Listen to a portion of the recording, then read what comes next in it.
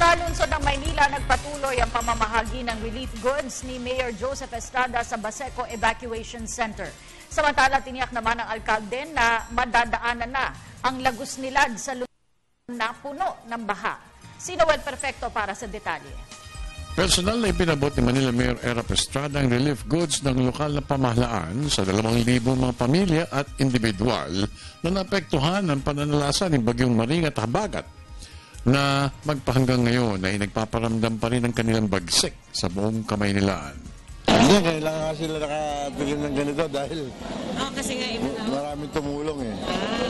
Mabilis na kumilos ang grupo ng alkalde at tinungo ang Baseco Evacuation Center kung saan nakabang na ang mga pamilyang nangangailangan ng relief goods at tulong medikal, na mismo ang dating Senadora Loy Ejercito ang nag-asikaso sa mga ito. Kasi kahit na walang baha, nag-medical mission talaga ako dito sa Baseco, lalo na. Actually, ang dami mga inuubo, sinisipon, nilalagnat. Yun ang mga karamihan. May mga iba nagtatay rin, pero madami naman kaming dalang gamot. Maraming salamat po sa mga tulong na binibigay dito, na libre.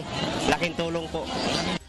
Samantala, patuloy pa rin ang clearing operation sa lungsod sa mga baradong outlets o lagusan ng tubig baha sa mga pansangan. Tiniyak rin ng alkalde na magagamit na ng mga motorista ang Lagos-Nilad sa tapat ng Manila City Hall na napuno ng tubig baha, dulot ng bagyong Simaring at ng bagsik ng Habagat. Ginagawa namin lahat ang magagawa namin sa lalong madaling panahon. Para sa Telebisyon ng Bayan, ako naman si Noel Perfecto.